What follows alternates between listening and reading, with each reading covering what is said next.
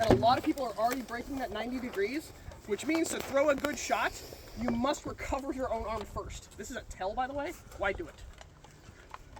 But one of the other things we're seeing is this. If your hand leads your elbow, so does your face. Because your face follows your hand, by the way. Like, mechanically, in your body, if you throw your hand out, your face is the first thing to follow.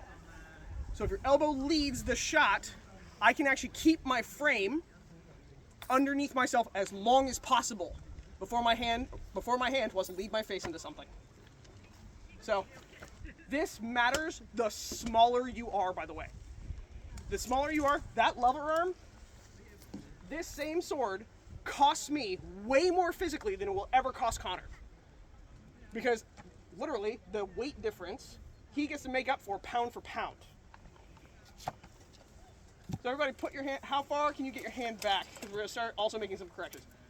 You feel what you just did with your core? Your hand went back and you went, huh! Yeah. Get your rib cage over your, there you go.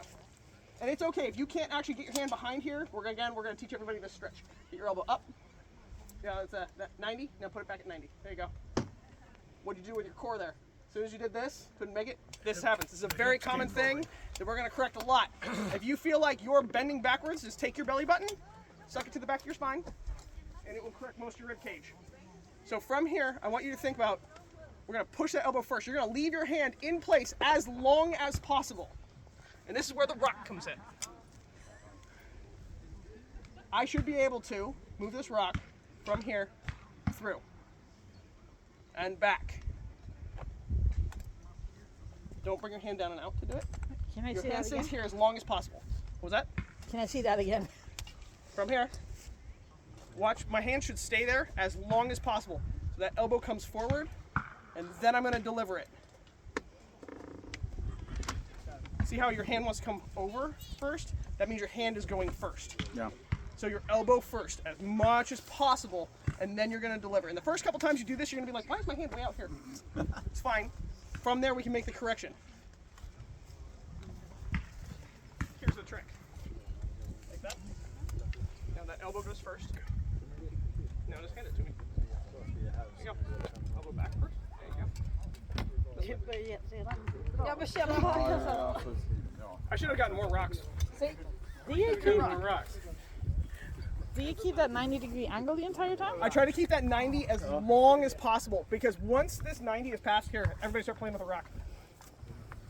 I do this. I own like 25-pound plates to do this at practice. Do you feel how you dropped here? Don't. From here, there you go. Should we use the little one too? Oh yeah, here. Yeah. So, I'm trying to see. Keep talking. So keep talking. This is where the TA jumps in real quick. There you go. Part of the reason for this is at this point, when I have delivered the elbow and the hand stayed there as long as possible, I haven't broken the 90 degrees. I haven't actually decided on what shot I'm throwing yet. All I've done is I've moved this from here to here. It hasn't decided whether or not it's a flat snap, an offside body. It hasn't decided any of that yet.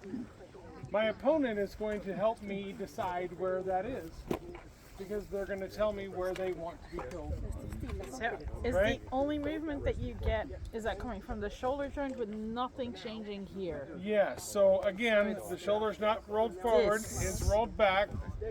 Rather than... Right, so everything is here. As we deliver the elbow to start it, it still hasn't made up its mind, because it hasn't decided whether or not I'm going to turn the sword over this direction. I'm going to go ahead and just let the sword just feed straight on through. It helps in a bunch of different ways. The same mechanic to utilize in multiple shots.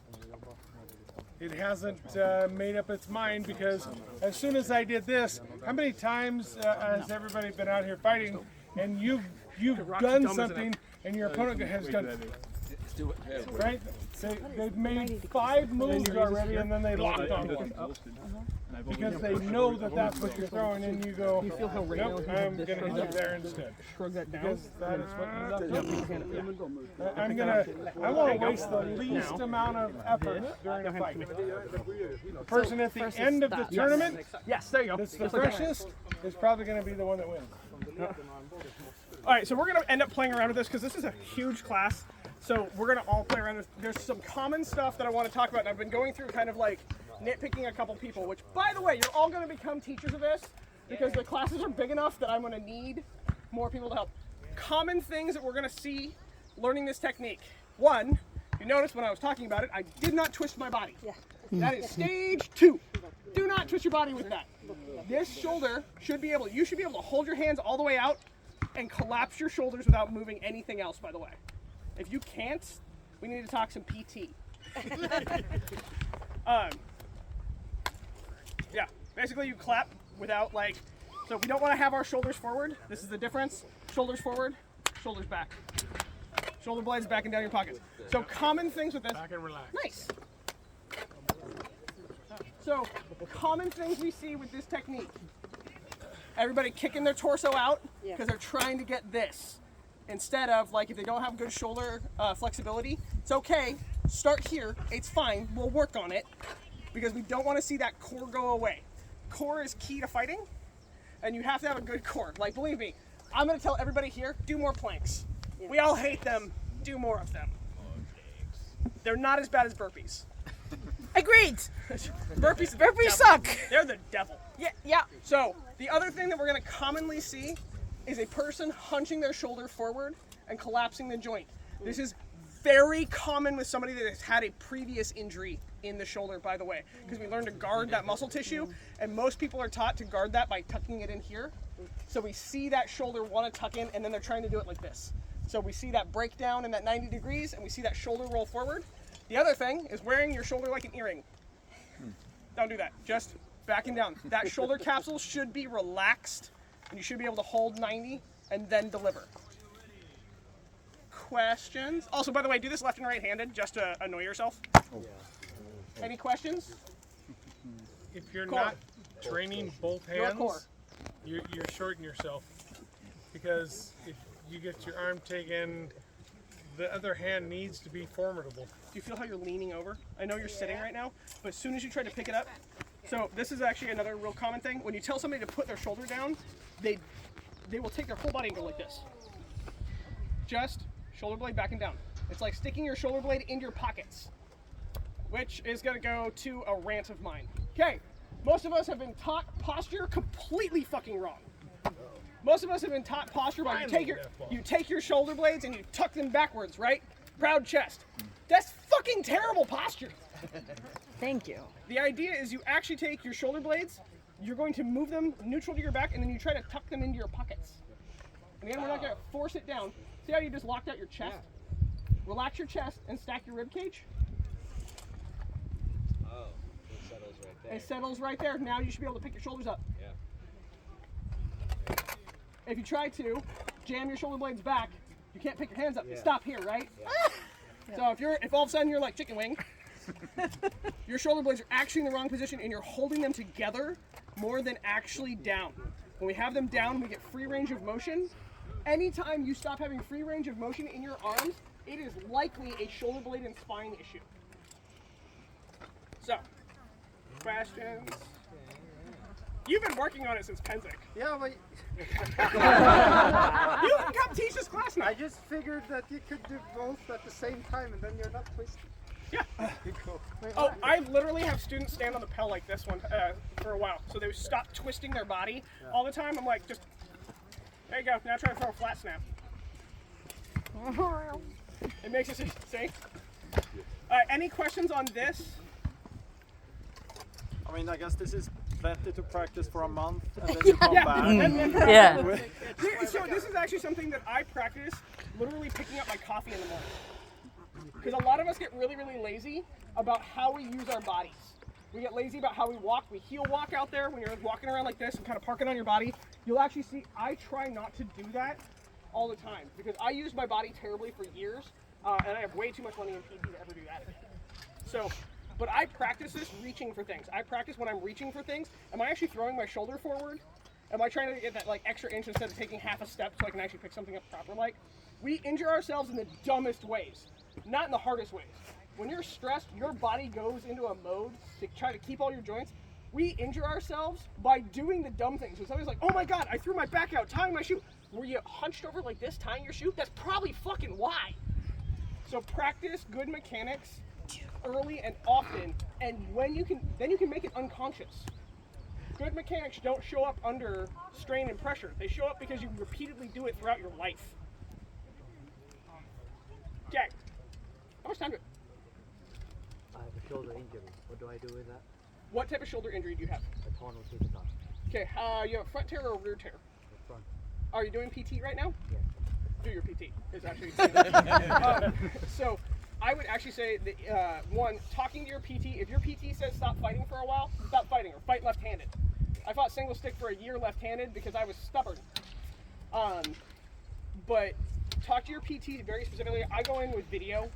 My PT actually now sees 10 fighters because she watched hundreds of hours of what we do and changed how she does her PT overall. Like, she's a geek.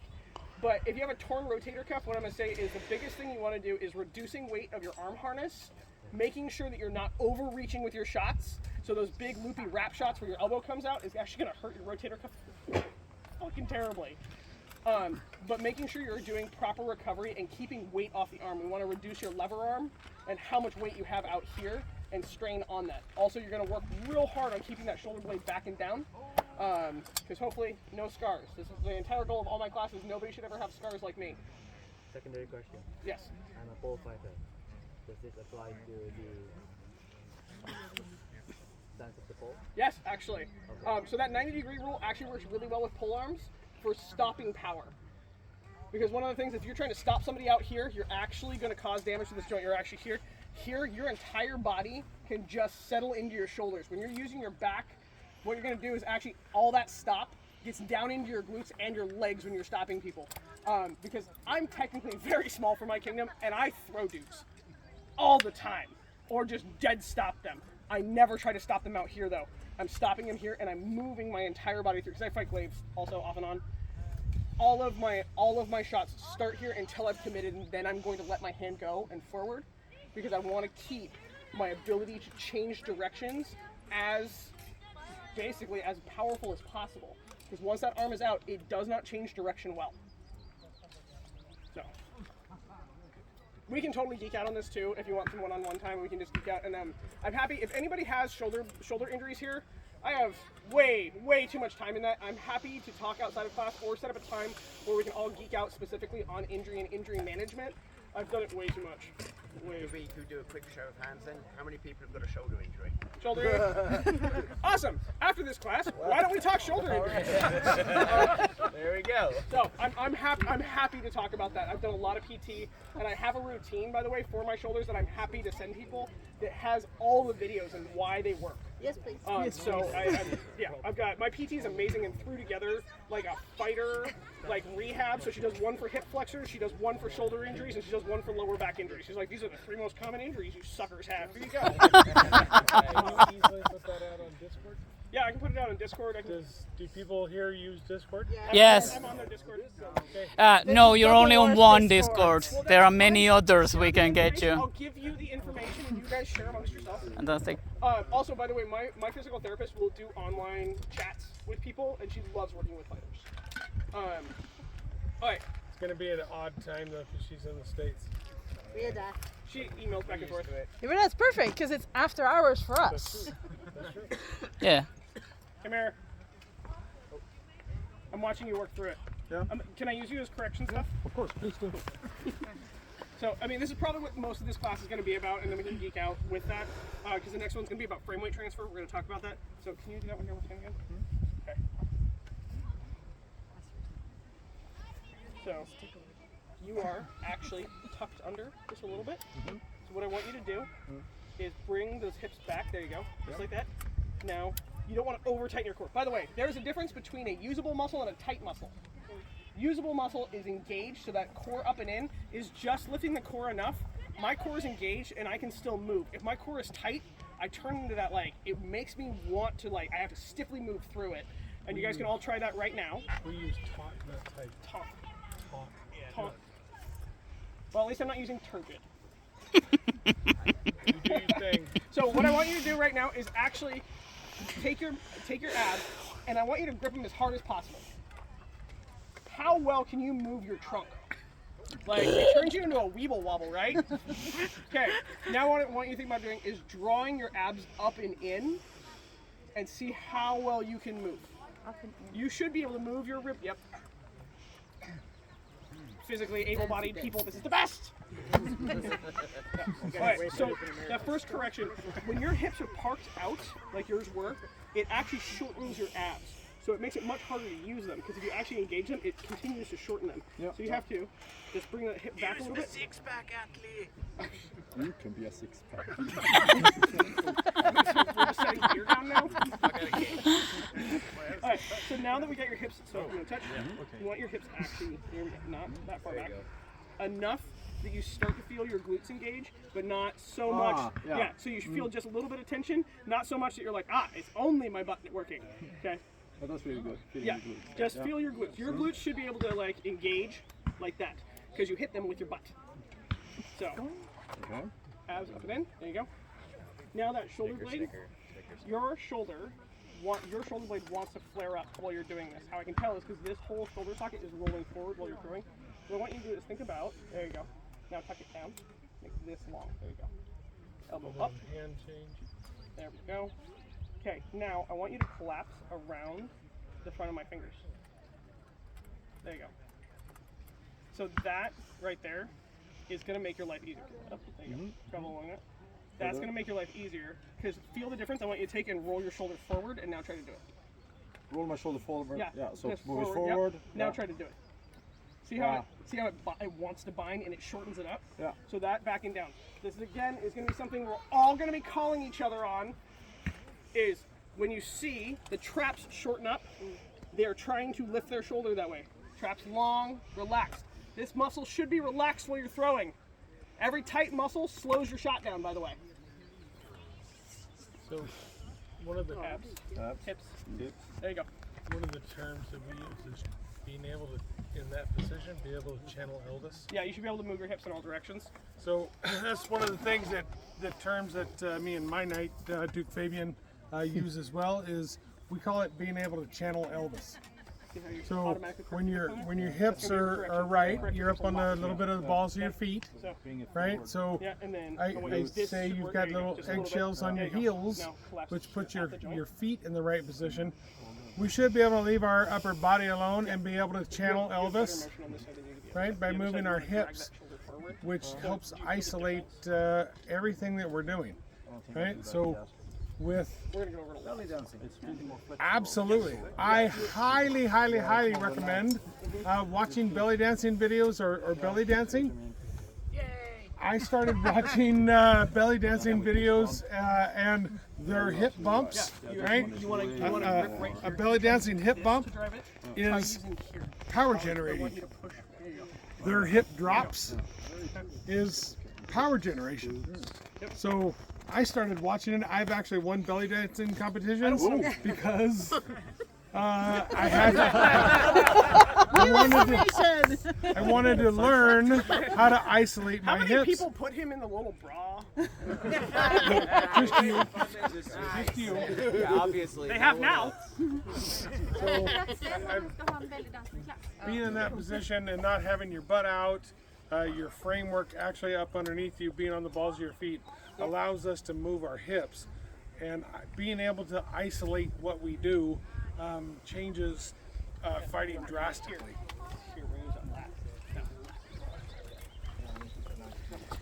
All right, so next part of this, we're actually going to start talking about a little bit of how, because this is a mechanical fix. This alone does not drive power generation or delivery, by the way. This is just the platform on how I keep my elbow from ever blowing up. Also, shortest, fastest line in a fight. So, earlier, I mentioned, you're welcome to stand up here, you're pretty. I'll go hide back. Actually, everybody here is pretty. All the next thing we're going to talk about is how this actually turns into power and why it's the shortest, fastest line. I mentioned, I don't like the hip rotation to drive power. This, by the way, promotes a really stiff core, because what you're doing is you're throwing your hip forward and locking your core out to get it to move. So this is where it gets weird and complicated, or less complicated. I actually use my lat. So my power does not drive from the shoulder to this hip. It drives down my body and across. So this gives me the longest chain of usable muscle to deliver power and stay facing my opponent. Who wants to stand out in front of me and be my opponent? By the way, we fight, I leg you, I'm not gonna know what the fuck to do. And you can just go ahead and stand like a pelt for a moment, you're totally fine. So one of the things that we're gonna talk about is, in a fight, I don't face the center of my opponent. There's no reason to. He's not gonna kill me. T. I'm very sorry. Not gonna kill me. I'm actually, I'm gonna pretend you're a sword and board fighter for a moment. I'm actually gonna face the threat. The threat is the sword hand and the sword elbow. Those are, what? Lefty's fine, still face the threat. That is what is actually gonna kill you, and this is where we wanna face it, which is the reason why you see in lateral motion, especially in our upper end fighters, turns into this big. Because all they're doing is they're chasing the difference between these two to control it. So when generating power, I'm going to, actually be ready real quick, this will be the easiest. I'm going to face my threat, because that's where I want my power to go. What I'm going to do now is this hip just needs to stop there. So either I'm going to travel across, or I'm going to push forward towards it. Again, this is going to look a little bit like a twist, because, well, we are a cylindrical creature. So, but what I am not going to do is pull my hip all the way over to get my hand to here. Why would I do that? Because now I have to pull my hip all the way back to get back to a neutral stance and body to use it. You're also having to move around. Do you want to move over here? By the way, ADHD is the best. Yes, it is. So, what I'm going to do is actually use my lat and free motion my hip to transfer through to where I want my opponent to go. So stand in a box stance is the easiest way to learn how to do this. Now feet a little